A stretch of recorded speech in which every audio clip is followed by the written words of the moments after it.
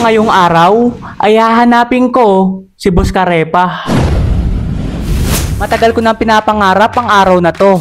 Isang taong hinahangaan ko at isang alamat sa mundo ng vlogging dito sa Bicol.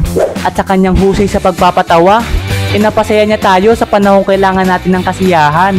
At yun ang panahon ng pandemya.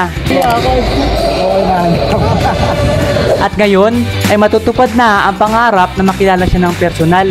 Pero hindi lang ito isa bastang pagkikita dahil may 3 goal ako na kailangan kong magawa. Una ay kailangan ko muna siyang hanapin dito sa Bicol. Hindi ko kabisado ang lugar pero susubukan kong mag-ikot at magtanong-tanong. Bahala na, basta ang goal natin ay mahanap si Boss Karepa. Pangalawa, kapag nakita ko na siya, syempre magpapapicture ako. Souvenir yan ng isang pangarap na natupad natin.